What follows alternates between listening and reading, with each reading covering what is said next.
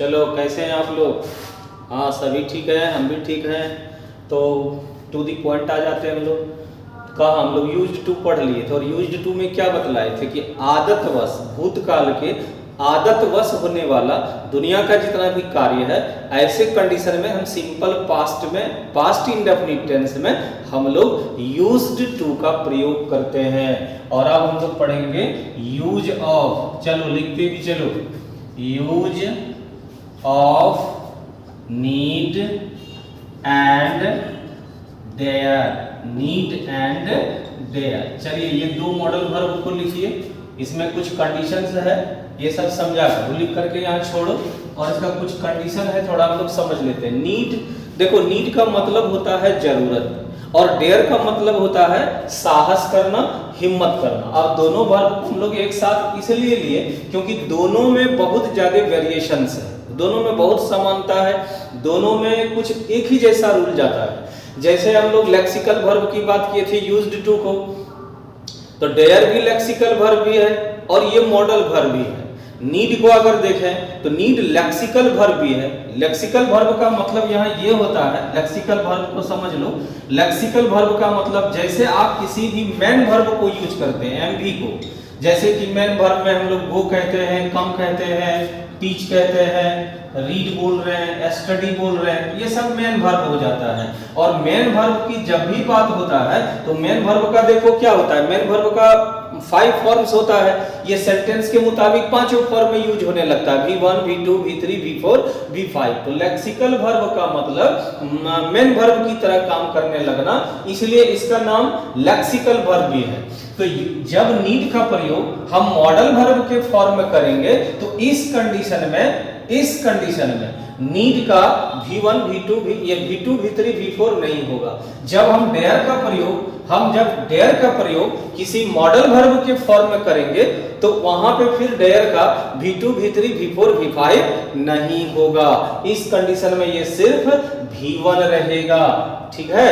हाँ, इस कंडीशन में ये सिर्फ V1 रहेगा और ये कर्ता के यानी सब्जेक्ट के नंबर तथा पर्सन के अनुसार नहीं चलेगा। डेयर है तो डेयर ही होगा, नीड है तो वो कोई भी सब्जेक्ट आ जाए वहां हम लोग नीड ही लगाएंगे। लेकिन जैसे ही हम इसमें इसका फॉर्म चेंज कर देंगे, हम डेयरिंग कर देंगे, डेयर्स कर देंगे, डेयर्ड कर देंगे, इस तरह से अगर हम चेंज कर देते हैं तो ऑटोमेटिकली ऐसा जहां भी आ जाए तो बच्चे आप लोगों को ध्यान रखना है कि वहां समझ जाना है कि इस जगह ये मॉडल वर्ब नहीं है क्योंकि इसका फॉर्म चेंज हो रहा है। जबकि कोई भी मॉडल वर्ब का V2, V3, V4, V5 ये सारा फॉर्म नहीं होता है, उसका एक ही फॉर्म होता है। अगर वो V1 में है तो हर जगह V1 में ही यूज होगा। कैन का ज्यादा से ज्यादा क्या बनता है, तो कुड बनता है। तो कैन अलग मॉडल वर्ब हो गया, कुड एक अलग मॉडल वर्ब हुआ। तो कुड अपने आप में एक मॉडल वर्ब है। उसी तरह से डेयर अपने आप में मॉडल वर्ब है, नीड अपने आप में मॉडल वर्ब है। लेकिन नीड और डेयर का प्रयोग हम मेन वर्ब की भी तरह कर सकते हैं। जब ये मेन वर्ब की तरह यूज होने लगेगा तो इस कंडीशन में इसका नाम बदलकर हो जाएगा लेक्सिकल वर्ब। इसको model auxiliaries, model marginal auxiliaries भी कहते हैं। मार्जिनल मॉडल एक्सिलरीज के भी नाम से हम इस दो वर्ब को, नीड को और डेयर को मार्जिनल मॉडल एक्सिलरीज के भी नाम से जानते हैं। हम लोग इसको सेमी मॉडल वर्ब के भी नाम से जानते हैं और हम लोग इसको लेक्सिकल वर्ब के भी नाम से जानते हैं। तो याद रखना कि नीड और डेयर का 3 नाम हो सकता है। कभी कोई बंदा अगर पूछ दे तो आप कह देंगे यहाँ पे कि मॉडल, डेयर और नीड अपने आप में मॉडल वर्ब है, परंतु सेंटेंस में इसके यूज के अनुसार से इसका नाम भी बदल जाता है। और नाम क्या क्या होता है, तो जब ये मॉडल वर्ब की तरह यूज नहीं करेगा, मेन वर्ब की तरह जब सेंटेंस में ये यूज होने लगेगा तो ऐसे कंडीशन में नीड और डेयर, तो नीड का मतलब क्या बताए, जरूरत या आवश्यकता। हमें जिस चीज की जरूरत है, आवश्यकता है, और आवश्यकता बस हमें अगर कोई चीज चाहिए, जरूरत है इसलिए चाहिए। जैसे आप कहे कि हमको कुछ नहीं, हमको वो चाहिए, इसका मतलब आपको जो भी चाहिए आपको उस चीज की जरूरत है। किसी ने कहा कि मुझे एक कलम चाहिए, मतलब उसे एक कलम की जरूरत है, आवश्यकता है। तो ऐसे कंडीशन में हम चाहिए के लिए शुड नहीं लगाएंगे, हम इस कंडीशन में नीड लगाएंगे। आई नीड ए पेन, मुझे एक कलम की जरूरत है, मुझे एक कलम की आवश्यकता है। इस तरह से हम सेंटेंस बनेंगे। मैं how dare you touch me, how dare you touch me, how can you dare to touch me, how can you dare, how can you dare to, लिखना नहीं है सब, टच मी, तुम मुझे छूने की हिम्मत कैसे कर सकते हो, how can you dare to touch me. यहां देखो कैन मॉडल वर्ब आ गया, और जब सेंटेंस में एक बार कोई मॉडल वर्ब आ जाता है तो उसके बाद जो वर्ब आता है वो मॉडल वर्ब नहीं रहता है। अगर मॉडल वर्ब डेयर आ भी गया है तो यहां अब ये डेयर मॉडल वर्ब नहीं है, इस कंडीशन में ही अब ये लेक्सिकल वर्ब है, या तो मार्जिनल मॉडल वर्ब कहेंगे या तो इसको सेमी मॉडल कहेंगे। सेमी मॉडल का मतलब है ये आधा, मतलब मॉडल वर्ब भी है और ये मेन वर्ब के भी तरह काम करता है, इसीलिए इसका नाम सेमी रख दिया गया है। तो इस जगह डेयर आपका मॉडल वर्ब नहीं है, तो फिर क्या है, लेक्सिकल वर्ब है या मार्जिनल एक्सिलरीज है, या इसका दूसरा नाम होगा सेमी मॉडल वर्ब। और यहाँ ओरिजिनल मॉडल वर्ब कौन है, कैन आ गया। अगर यहाँ सीधा लिखते how dare you touch me तो यहाँ डायरेक्ट डेयर आया था, तो तब इस कंडीशन में डेयर इस जगह मॉडल वर्ब होता। तो ये कुछ चीज समझे। अब हम लोग इसको एक एक करके देखते हैं। चलो अब इसको लिखते भी चलो और पढ़ते भी चलो, ये सब नहीं लिखना, अब हम आपको लिखा रहे हैं।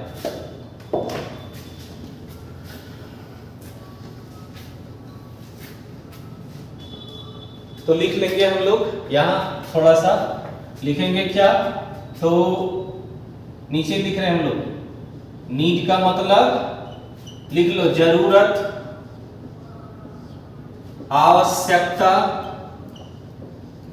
आवश्यकता, जरूरत, आवश्यकता, चाहिए। अने ये तीन अर्थ में, जरूरत के अर्थ में भी, आवश्यकता के अर्थ में भी और चाहिए के भी अर्थ में हम लोग किसका प्रयोग करेंगे, नीड का प्रयोग करेंगे।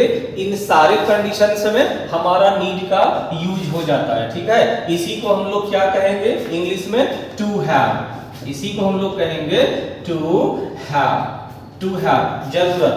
तो जरूरत होने पर, जब हमें जरूरत होने पर, आवश्यकता पड़ने पर, जब हमें किसी चीज, किसी व्यक्ति, किसी वस्तु की जरूरत होती है, तब अगर हमें ये कहते हैं कि हमें वो चाहिए, तो इस कंडीशन में हम लोग नीड का प्रयोग करेंगे। ऐसे कंडीशन में हम लोग नीड का प्रयोग करेंगे, जिसको हम लोग ना ये भी कह सकते हैं बी नेसेसरी, BNECESSARY। तो टू हैव या लिखेंगे बी नेसेसरी, टू हैव या बी नेसेसरी, दोनों को ब्रैकेट में कर लो। मतलब अगर हमें बी नेसेसरी है, किसी चीज की जरूरत है, अगर किसी चीज की आवश्यकता है, जरूरत या आवश्यकता, बस अगर हमें कोई चीज चाहिए, तो इस कंडीशन में अगर चाहिए शब्द आता है, जरूरत आता है या फिर आवश्यकता आता है, तो ऐसे कंडीशन में हम क्या लगाएंगे, नीड का प्रयोग करेंगे। तो नीड का हम लोग अब यहाँ पे कंडीशन लिखेंगे। जैसे सेंटेंस बनाओ कुछ, थोड़ा सा कंडीशन इसमें लिख लेते हैं हम लोग।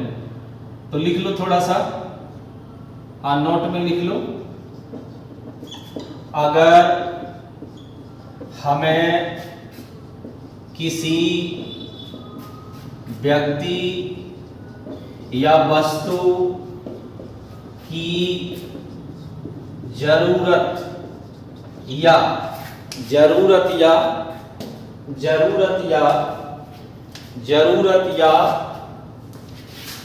आवश्यकता हो, आवश्यकता वश चाहिए, तो वहां नीड का प्रयोग, तो वहां हम लोग क्या करेंगे, नीड का प्रयोग करेंगे। ऐसे कंडीशन में हम लोग नीड का प्रयोग करेंगे। चलो नीचे लिख लो। आज जैसे इसमें सेंटेंस देख लेते हैं, हम लोग एग्जाम्पल बना के देख लेते हैं। हमें एक अच्छी सी कलम चाहिए। देखो चाहिए का शुद्ध भी होता है, लेकिन क्या कहे कि ध्यान रखना कि अगर किसी भी व्यक्ति, वस्तु, किसी भी चीज का अगर हमें जरूरत है और इसलिए अगर वो हमें चाहिए, तो ऐसे कंडीशन में एक बच्चे को क्या चाहिए, क्या कहता है बच्चे, लिखा आता है कहीं कहीं, देखना स्लोगन लिखता है तो कि I need not toys, I need my mama. मुझे खिलौना नहीं, मुझे माँ चाहिए। क्योंकि बच्चे को खिलौना की नहीं, बच्चे को माँ की जरूरत है। और जरूरत बस अगर हमें कोई चीज चाहिए तो वहां हम चाहिए का कभी भूल से भी शुड नहीं लगाएंगे। यहाँ सेंटेंस रॉन्ग हो जाएगा, क्रॉस कर दिए हैं। तो देखो यहाँ क्या लग जाएगा, तब यहाँ हम लोग का सही क्या होगा, नीड, अने हम लोग नीड लगाएंगे। तो जैसे सेंटेंस अगर इसको कोई बना दिया है वी शुड, अगर ऐसा कोई सेंटेंस बना दिया कि वी शुड एक अच्छी सी कलम, we should a nice pen, तो यहां सेंटेंस रॉन्ग हो गया और इसी का सेंटेंस सही बनेगा we need a nice pen, मुझे एक अच्छी सी कलम चाहिए। तो ये सेंटेंस आपका सही है। और इसका ये मिटा रखिए नीचे से। दूसरा सेंटेंस लिख लो, उसे एक घर की जरूरत है। जरूरत भी आ जाए तो ऐसे बनाएंगे ही नीड्स ए हाउस, उसे एक घर की जरूरत है। ही नीड्स ए हाउस, उसे एक घर की जरूरत है। ही नीड्स ए हाउस, उसे इस यहाँ पे नीड्स का भी 5 और यहाँ जो है ये मॉडल है, इस जगह ये मॉडल है। चलो बाद में फिर दिखाएंगे। ही नीड्स ए हाउस, उसे एक घर की जरूरत है। अब इसके नीचे एक सेंटेंस और बना रहे हैं, इसके नीचे एक सेंटेंस और,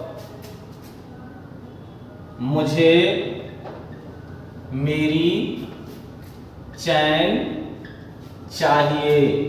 मुझे मेरी चैन चाहिए, यहां शुड लगा के नहीं बनाएंगे। चैन, चैन का मतलब शांति से, यहां मेरा कहने का मतलब है। चैन का मतलब नींद चैन सब खो गया, तो चैन का मतलब यहां शांति। तो I need my peace, I need my peace, मुझे शांति चाहिए, मतलब मुझे शांति की जरूरत है।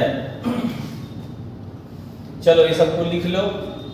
अब इसका कुछ जो और कंडीशंस है वो थोड़ा यहाँ पे हम लोग अब लिख लेते हैं। नीड अपने बाद हमेशा कोई भी नाउन या प्रनाउन लेता है, एक फॉर्मूला हो गया। सेंटेंस में नीड जब भी आ जाएगा तो ध्यान रखना कि नीड के बाद कभी वर्ब नहीं आएगा। सेंटेंस में कभी भी वर्ब नहीं आएगा, ये प्रोसेस गलत हो। तो नीड के बाद जब भी कोई वर्ड आएगा तो ये हमेशा वर्ब को छोड़कर कोई चीज लेगा, क्योंकि जरूरत हमें किसी वस्तु की होगी, कोई व्यक्ति का होगा, कोई स्थान का होगा, कोई नाउन का होगा, कोई प्रोनाउन का होगा। जैसे आपने कहा कि मुझे तुम चाहिए, तो तुम क्या है, तुम कोई व्यक्ति होगा, तो आई नीड यू, मुझे तुम चाहिए। यू नीड आई, तुम्हें मैं चाहिए। तो ऐसे कंडीशन में ये आई यू जो यूज किया यहाँ क्या हो गया, प्रोनाउन। हम कहें कि हमें मोहन चाहिए, तो आई नीड मोहन, तो मोहन नाउन हो गया। आई नीड माई ओन टाउन और हाउस, मुझे अपना शहर और घर चाहिए, तो ये सब हो गया आपका नाउन। तो नाउन प्रोनाउन अगर यूज होता है तो नीड अपने बाद, ध्यान रखना है, नीड कभी अपने बाद वर्ब नहीं लेगा, मॉडल वर्ब के रूप में। लेकिन अन्य कंडीशन में जब जैसे ही जाएंगे लेक्सिकल वर्ब होगा, अगर ये मॉडल वर्ब नहीं है तो फिर ये सारा मॉडल वर्ब का रूल फेल हो जाएगा। फिर जैसे मेन वर्ब में कोई कंडीशन नहीं है, वर्ब के बाद अगर वर्ब आता है तो हम लोग हर दो वर्ब के बीच में क्या पढ़े, प्रीपोजिशन टू लगता है। तो तब ऐसे कंडीशन में हम लोग इसको टू लगा करके सेंटेंस बना देंगे। तो ये फॉर्मूला ध्यान रखना, ये वाला जो सेंटेंस है अगर ऐसा कभी दिखे तो यहाँ नीड नहीं होगा, ये सेंटेंस इस जगह गलत होगा। हाँ, यहाँ पे ये गलत होगा, ये सेंटेंस गलत हो जाएगा।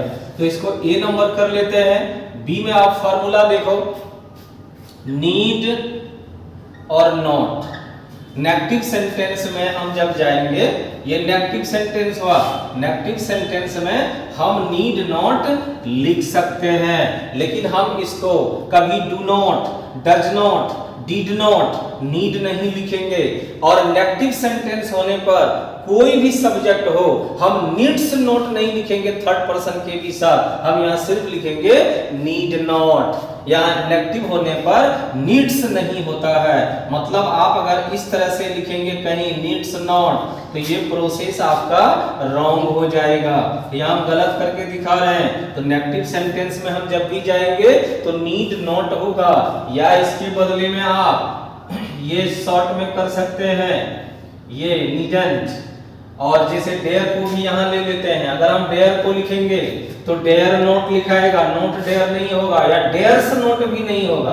और अगर इसी को हम लोग शॉर्ट कर देंगे तो डेरेंट हो जाएगा। तो ये फॉर्मूला हो गया आपका, ये ध्यान रखिएगा। और अगर हम इस जगह डेयर्स, डेयर्स नॉट लिखेंगे तो फिर ये फॉर्मूला ये गलत हो जाएगा। यहाँ क्रॉस कर दिए हैं और यहाँ इसको सही कर देते हैं, तो ये नीचे अपना लिख लेना। तो नेगेटिव सेंटेंस हम जब भी करेंगे या इंटरोगेटिव भी करेंगे, वो नीचे सेंटेंस लिख करके अभी हम दिखाएंगे, तो वैसे कंडीशन में हम लोग डेयर्स नहीं करेंगे और नीड्स नहीं करेंगे। बाकी कंडीशन में असर्टिव सेंटेंस अगर है तो वहां पे अगर थर्ड पर्सन सिंगुलर नंबर आ जाता है तो मॉडल वर्ब के फॉर्म में हम नीड को नीड्स कर सकते हैं और हम डेयर को डेयर्स कर सकते हैं। एक एक करके ना यहाँ सारा सेंटेंस हम अब लिख करके आपको दिखा रहे हैं। She dares to talk with me. Sentence सही है। कैसा सेंटेंस है ये? असर्टिव सेंटेंस हो गया। असर्टिव सेंटेंस में हम थर्ड पर्सन सिंगुलर नंबर के साथ डेयर का हम डेयर्स कर सकते हैं, और इस जगह ये आपका मॉडल वर्ब है। यहाँ पे जो डेयर्स है ये मॉडल वर्ब है। अगर इसी जगह हम नीड को ले आए तो सी नीड्स माई हेल्प, उसे मेरी मदद की जरूरत है, उसे मेरी मदद की आवश्यकता है, उसे मेरी मदद चाहिए। She dares to talk with me, वो मुझसे बात करने की हिम्मत कर सकती है। सी डेयर्स टू टॉक, ठीक है। तो यहाँ हो गया आपका कौन? तो ये नीड्स जो है ये यहाँ पे फिर मॉडल हो गया, और इस कंडीशन में भी ये सेंटेंस सही है। और यहाँ भी ये हो गया असर्टिव सेंटेंस, ये यहाँ भी हो गया असर्टिव सेंटेंस। अब इसी का हम लोग अब नेगेटिव कुछ करके देख लेते हैं। जैसे सी यहीं पे, अब सी के बाद डेरेंट, अब डेयर्स नोट नहीं कर सकते। She daren't talk with me, talk with me sentence सही है, और ये हो जाता है नेगेटिव सेंटेंस। ये हो गया नेगेटिव सेंटेंस। अब इसी को हम लोग नीड पर ले लेते हैं। तो सी नीड, अब यहीं पे नीड्स नहीं करेंगे, नीडंट कर देते हैं। नीडंट माई हेल्प, ये हो गया नेगेटिव सेंटेंस। तो नेगेटिव सेंटेंस और सेंटेंस सही है। सी यहाँ नीड्स नॉट बोले नहीं करना है, नेगेटिव में एस भी नहीं लगता है, और हमारा सेंटेंस यहाँ पे सही है। लेकिन अगर हम इसको मॉडल वर्ब की तरह नहीं, अगर हम इसको लेक्सिकल वर्ब की तरह हम यूज करेंगे तो ऐसे कंडीशन, यहाँ जो लिखे ये आपका मॉडल हो गया, यहाँ भी जो लिखे ये मॉडल हो गया। अब ये सब मॉडल वर्ब। अब चलो हम लोग लेक्सिकल वर्ब के रूप में एग्जाम्पल ले लेते हैं। लेक्सिकल वर्ब के रूप में किसका? तो डेयर का और नीड का, ये दोनों को हम लोग लेक्सिकल वर्ब में, यानी कि मार्जिनल एक्सिलरीज के रूप में यहाँ लिख देते हैं, सारा नाम लिख देते हैं। Lexical verb, semi model, marginal, auxiliaries, marginal auxiliaries, ये तीनों नाम किसका है? तो डेयर का है और नीड का है। इस कंडीशन में ये डेयर्स भी हो सकता है और नीड्स भी हो सकता है, लेकिन इतना छोड़कर और कुछ भी नहीं होगा। अगर हम इसका नेगेटिव करना चाहें, NEG यहां कर देते हैं ASS, असर्टिव। अगर हम इस कंडीशन में, मतलब ये तीनों वर्ब के फॉर्म में, अगर हम इसको नेगेटिव करना चाहें तो देखो नेगेटिव क्या बन जाएगा? डेरेंट। अगर हम नीड में आ जाएंगे तो नीडेंट, ये इसका सही बनेगा। यहां भी इसका एक फॉर्मूला दे दिया हम आपको, लेकिन यहां पे हम ये कह रहे हैं कि नेगेटिव में नीड्स नॉट नहीं करेंगे और डेयर्स नॉट नहीं करेंगे, तब सेंटेंस गलत हो जाएगा। तो चलो ये सबको लिख लो, फिर हम लोग आगे बढ़ते हैं। तो तीनों नाम से जानिएगा। तो ये आपका ये इस तरह का ये सारा नाम इसका हो जाता है।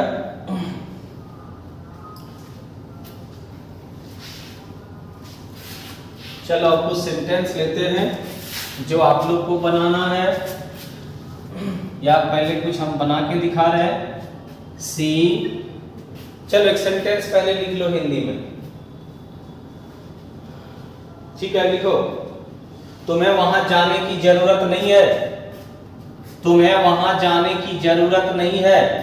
You need not to go there. Hindi लिख लो सुनकर, तुम्हें वहां जाने की जरूरत नहीं है, तुम्हें वहां जाने की जरूरत नहीं है, तुम्हें वहां जाने की जरूरत नहीं है, तुम्हें वहां जाने की आवश्यकता नहीं है, तुम्हें वहां नहीं जाना चाहिए। ये तीनों सेंटेंस के लिए यही सेंटेंस बनेगा। तुम्हें वहां जाने की जरूरत नहीं है, लिख देते हैं, तीनों सेंटेंस लिख देते हैं, और ये तीनों सेंटेंस का एक ही ट्रांसलेट बनेगा। तुम्हें वहां जाने की, लिखते हैं, तुम्हें वहां जाने की आवश्यकता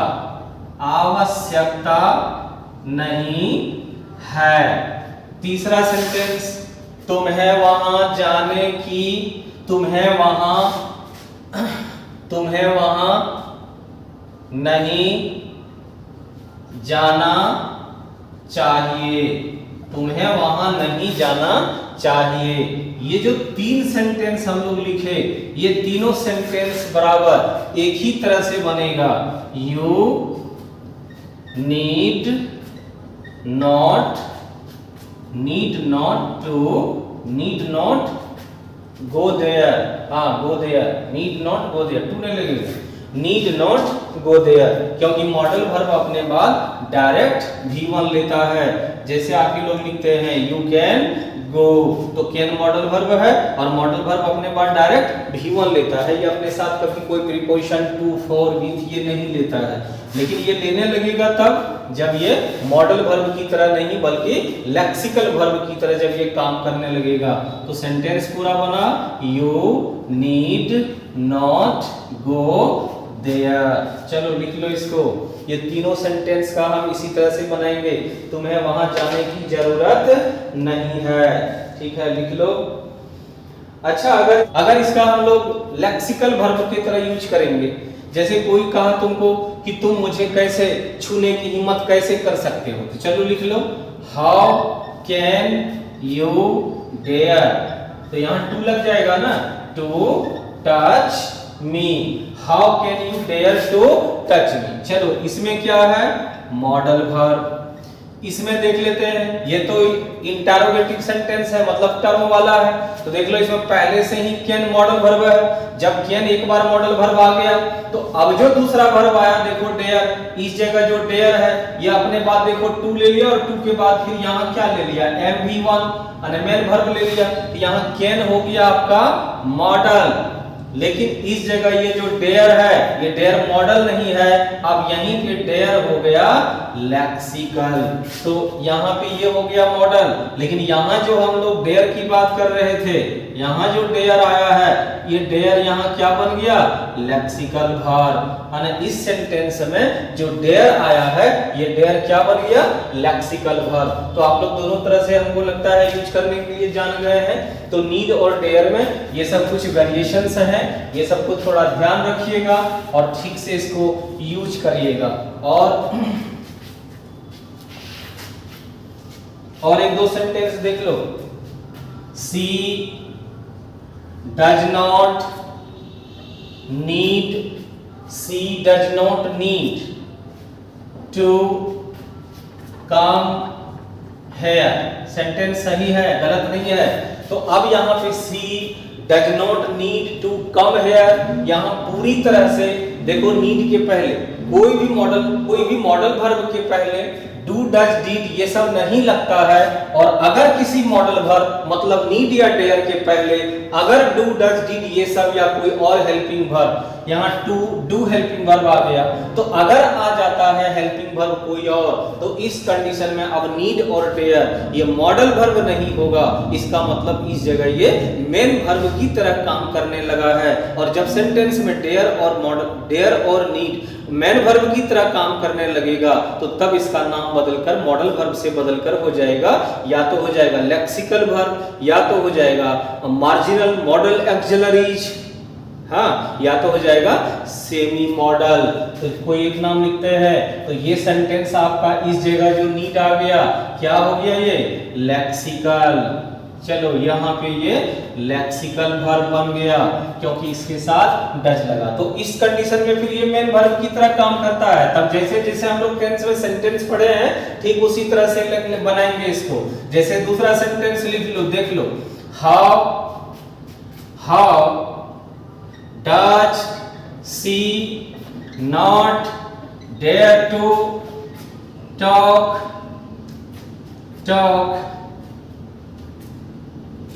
with your father.